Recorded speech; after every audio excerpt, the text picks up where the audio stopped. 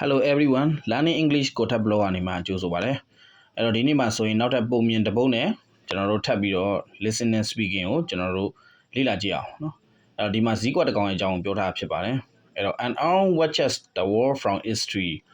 absorbing wisdom without speaking much ဇီးကွက်တစ်ကောင်ဟာတဲ့စကားစမြည်မပြောဘဲနဲ့စိတ်ဝင်စားနဲ့တစ်ပင်ဘွားနေမှာ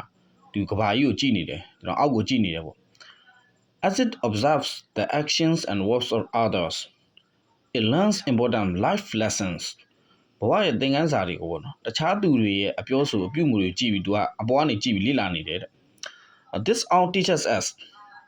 that listening and observing can lead to greater knowledge than merely speaking. ဒီစည်းကွာဟာတဲ့စကားစမြည်ပြောခြင်းတဲ့နားထောင်ပြီးတော့လေ့လာတာဟာ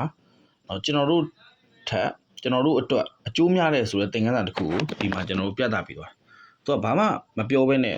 သူနေတဲ့တစ်ပင်ဘွားနေမှာသူကကဘာကြီးကိုကြည့်နေတယ်ဆိုတဲ့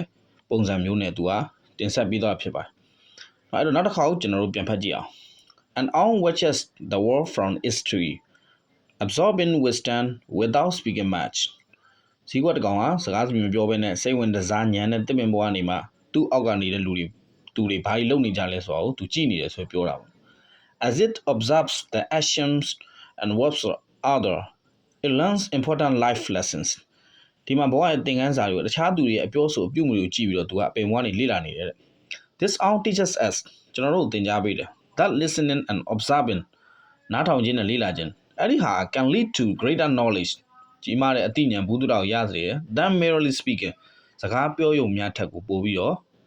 သင်ခန်းစာတွေကိုပို့ပြီးရစေတယ်လို့သူကပြောပါတယ်အဲ့တော့ဒီ story လေးမှာသူပေးသွားတဲ့ message သူပေးခြင်းတဲ့ message လေးอ่ะဆိုတော့ talk less and learn more เนาะစကားနည်းနည်းပြောများများသင်ယူများများလေ့လာဖို့သူပြောခြင်းတယ်ဆိုရတဲ့ပေါ့နော် observe more လို့ပြောရင်လည်းရပါတယ်เนาะအဲ့တော့ပုံမြင်ကိုကျွန်တော်တို့ကနှစ်ခေါက်သုံးခေါက်လောက်ပြန်ဖက်ပြီးတော့လေ့လာရမယ်ဆိုရင်ကျွန်တော်ကသူ့ရဲ့အသွားလာအဖြတ်တောက်တွေကိုလည်းကျွန်တော်ကနားလည်သွားမှာဖြစ်ပါတယ်အဲ့ဒီလိုပုံမြင်တိုလေးတွေကိုနားထောင်ခြင်းဖြင့်ကျွန်တော်တို့က speaking listening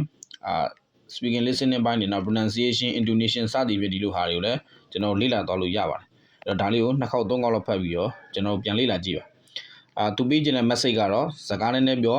များများသင်ယူလေ့လာလို့သူပြောချင်တာဖြစ်ပါတယ်အားလုံးပဲကျေးဇူးတင်ပါတယ် Thank you for watching